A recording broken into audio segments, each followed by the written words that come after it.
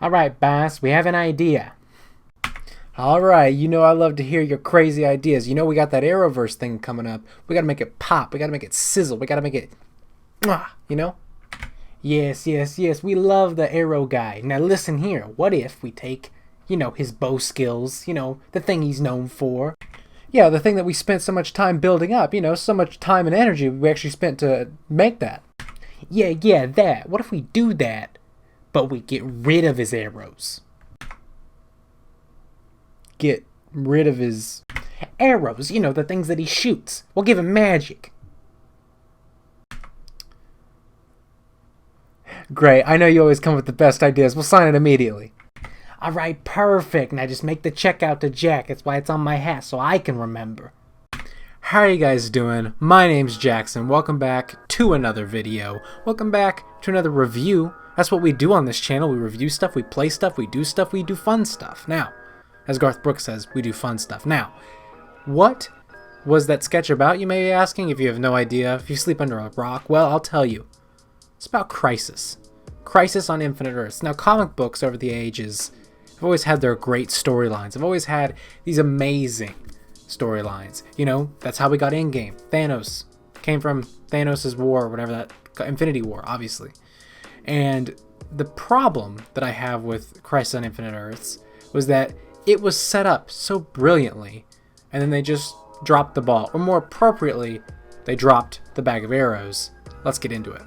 So I have to start by acknowledging Oliver Queen, the Green Arrow, obviously. I mean, we wouldn't have the Arrowverse without him. He's the equivalent of Tony Stark to the DC universe, obviously. Now, what's interesting about Oliver Queen is that he kind of built his whole reputation on this vigilante, much like Batman, who didn't need all these magic powers, all these abilities. He just kind of needed his strength and his knowledge to be able to be a moral compass for the rest of the universe. You look at, I don't know, anyone else, and you notice how they have powers. Supergirl, The Flash, John Jones, any of them, right? So the problem that I had with Crisis stems with him. And it really has nothing to do with Oliver Queen, the character. It has to do with the fact that this was going to be his send-off. Obviously, Stephen Amell, great actor, love, respect the man, wanted to end his career to spend time with his family. I get it. Hats off to you, my man. But when it came down to actually making the show end, you had to find a good way to make the fans happy, obviously, but also a good storytelling way to make the show end. So he did it. I mean, he did it to the best of his abilities, but this Crisis really didn't help the case to submit against Oliver Queen. So here's what I think about that. I'll just go step by step. So in the first clip, you obviously have the introduction of the multiverse, which is awesome. That's where we want to start off right away. Crisis on Infinite Earths, let's see them Infinite Earths. Now, what ended up happening was that they showed off all of these great cameos. You had the original 1960s Batman Earth, you had the Dark Knight Earth, which we're going to see again later on, and then eventually you'll get to Earth 1, which is our Earth. I think you even go through Supergirl's Earth first.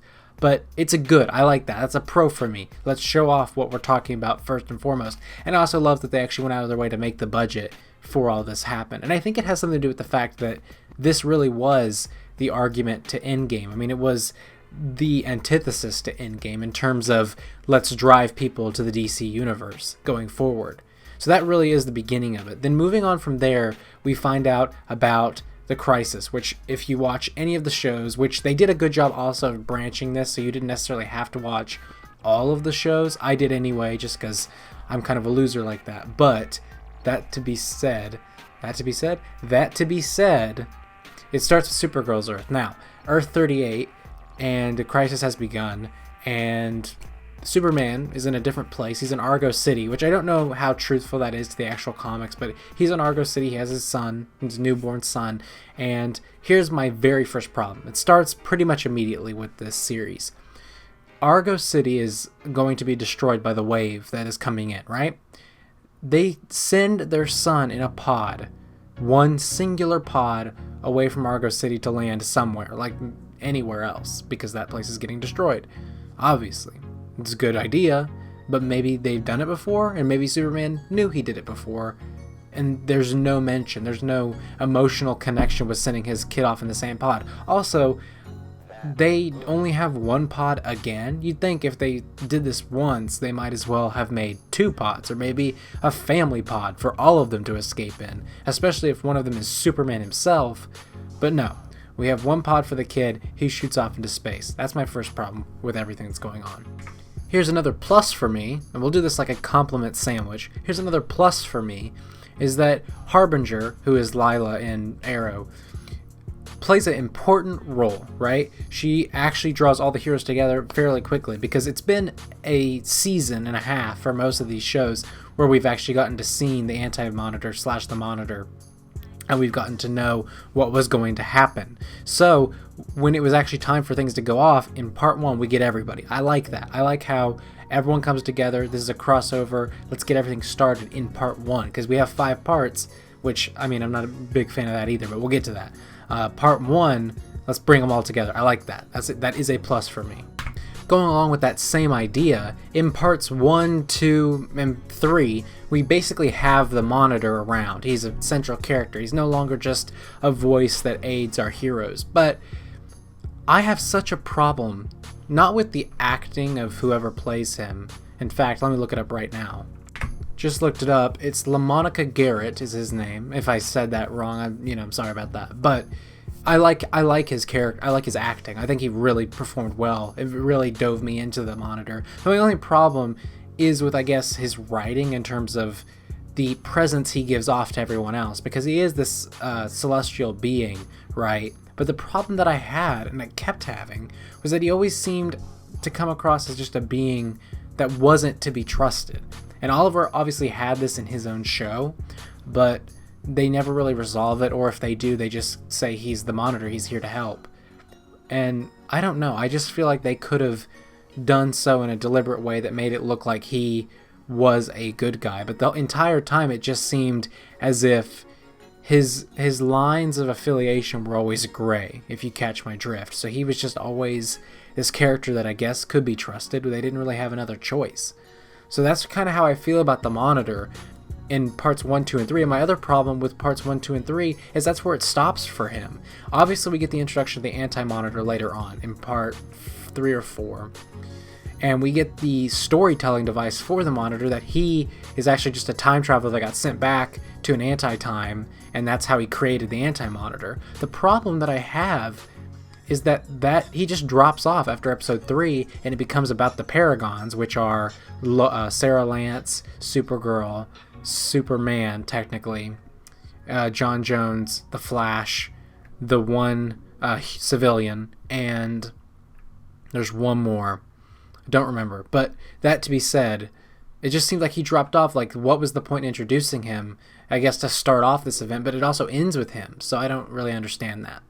Another plus for me, loved the introduction to Lucifer in the DC Comics universe. Obviously, the Lucifer show, which is now run by Netflix, it always was stemmed from the comics. So I love the fact that they gave rise to him. Even if it was just one scene, you actually get to see him interact with Constantine, and he is a crucial plot point in rescuing Oliver before he takes the weirdest turn in the whole show. But I do like the fact that they involved him. Another compliment, I really enjoy the setup of Mia into the universe, Oliver's daughter, obviously, because it didn't get picked up, didn't get greenlighted, but the pilot episode that we get to see later on of Mia as the Green Arrow, I truly enjoyed, and I love the fact that she gets a suit in this moment, and she gets to enjoy just her time with her dad, and you actually get to see the build-up throughout the season of Arrow into that, because a lot of this show ties back to Arrow, which is my main grievance with this, and I'll get to that in just a second. Okay, never mind, we'll get to it right now. My biggest grievance, right? This will probably take up a little bit of talking time, but hey, that's why you clicked on the video, or if you didn't, that's why you're not watching, I don't know. But here's my biggest concern with this crossover. Episodes 1, 2, and 3, like I said, the Monitor kind of drops out. The plot does get resolved by episode 4. Episode 5 just is kind of extra because we find out the universes do merge into one, and it's just fun to see everyone on the same Earth go through a mission, right? But here's where I have a problem, is that it was set up so perfectly to be Oliver's story of his his leaving, because obviously it's a big deal. He set up this whole universe. He should be the one that restarts it for the next group and give it to Barry, Sarah, Supergirl, and anyone else. Mia, I guess, but she'll be later on. So the problem was, I feel like they didn't give Oliver his own proper send-off. They used him as a catalyst for the other heroes. Makes sense, I guess, but for his own send-off, I just feel like it was so just, I don't know, made me upset with everything that went on. I mean, here's what I will say, is that in my perfect world, I mean, I don't have a credit, so don't take this with a grain of salt, I guess. I don't have any proper holding on that written world, so who knows. But what I would have said is that if it was framed through Oliver's eyes the entire time, he was kind of the character that the camera stayed on, and he was the eyes for the audience as it moved forward, I feel like that would have made it a lot better. Obviously, you can cut between all the superheroes, and it's not Oliver's complete show, but it would have been nice to keep that for Oliver Queen. And the fact that he gets turned into the Spectre is okay, because, I mean, he should restart the universe, but also, if I were to write it, I probably would have had just the Spectre show up, or have him become the Spectre at the very last moment, because I feel like his greatest feat should be with the bow and arrow. He's the Green Arrow, obviously, and I just feel like he was not represented enough as the Green Arrow. He had one fight where he lost, and that was pretty much it. So to understand that that was kind of his greatest fight, or his greatest last stand, because he was destined to die, I'm not really a big fan of. But hey, that's just me on the matter, and I did like this special. I liked it the second time around. The first time around, I think I was too nitpicky and trying to compare it to Endgame. I don't think it could measure up to Endgame, its writing standards, or really anything, acting. I don't want to slam on the actors. The actors have nothing to do with it, really. It's all basically just the writing and the direction that the special was taken in. But yeah, I definitely hope that in the future, the cast, the way in which the cast is set up, and the way in which we go episode to episode is better, I guess. I will say that I did like the very end where they gave tribute to Oliver with the Justice League and Justice Hall, and then you get to find out that they may become the Super Friends, or there may be a Super Friends spinoff later on, but they each get their little gamer chairs, which I like that Barry chose the setup, because those are gamer chairs. He's a scientist. It only makes sense, right? So I did appreciate all of that, and I appreciate the crossover as a whole. I think it took a lot of effort on so many hands, and, you know, thank all of you guys for putting out this great content. Loved it. But those are just my thoughts on it. I mean, it is a review after all, so. But anyway, those are my thoughts, those are my opinions, those are my hot takes. I don't think there's any. But that's it for this one. Thank you so much for watching this. Now, of course, if this was a review of Crossover, there's going to be about 3 more reviews in this universe before we're completely done for a little while on Arrowverse.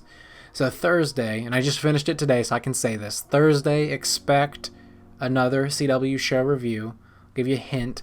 They wear a cape. So, anyway, I'll see you guys in the next episode of this review show. It's not really a show.